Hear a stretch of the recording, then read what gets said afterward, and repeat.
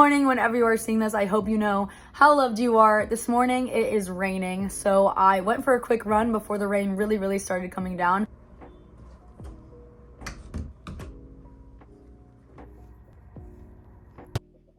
I took P for a walk.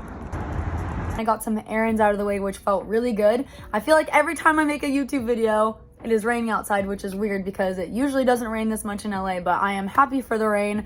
However, I did not go skate this morning, so I needed to do a lot of other activities so I could just feel calm because I have a lot of energy all the time and I do need to get it out. I've gotten so many questions about my nose reconstruction surgery and I don't think I've ever thoroughly gone over it. There's a lot of parts that go into my nose that I didn't even realize. I honestly didn't even realize how bad my nose was. I am so thankful with how it turned out. Okay, so I've had a lot of surgeries and this one was by far the worst. Like, my nose reconstruction surgery took me out. I'm really weird. I don't like to take pain medication. I like to feel the pain in my body just so I know that I'm healing. So when I got out of the surgery, I had aspirin and I definitely felt everything. I was in so much pain. My doctor literally had to go to the deepest part of my cartilage and pick out a triangle square to recreate this tip because I did not have one. If you look at pictures from before, my nose was completely down.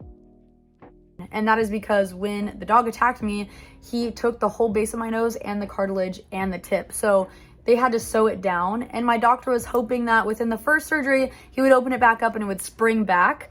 It didn't. It didn't do that at all. It was like that for a year, so it actually molded down to that position. So my doctor was like, okay, well, now we need to recreate the tip of the nose. How do I do that? So he went to the deepest part of my septum. He pulled out a triangle, like I said, and that's what he did to recreate this. And he also had to sew it in because cartilage doesn't just form to cartilage. So he had to sew it in. And then also he had to move this skin up into the inside lining of my nose and then also to create that part of my nose too. Because if you look at my nose like this, they are uneven. He wanted to say hi.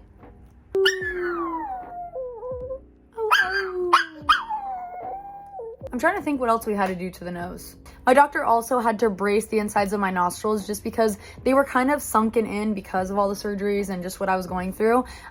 So he had to brace it with cartilage. They are completely hard. My nose is completely hard. It does not move. But the really cool thing that I can still do is I can move my nostrils. That's crazy. Like, that to me is insane that I can still do that after all the trauma that my nose and just like my face has had. It is so crazy to me that I can still do that. Look. Also, like I said, this was the most painful surgery, but also the most worth it because this was the first time that I have ever felt like my face was coming together. And it's actually the first time that I cried from any of the surgeries because I just felt like I was starting to see myself again. And honestly, it was like such an indescribable feeling that I was going through. And I couldn't be more happy with how my nose turned out. I do know my doctor spent a very long time on my nose, so I'm sure I'm missing a lot of things, but I have not really gone over or talked about my nose or kind of showed before and after pictures. And I think it deserved it because my doctor did incredible. It has just made me really happy. So whenever you are seeing this, I hope you're having an amazing day and I hope you go hug someone you love today.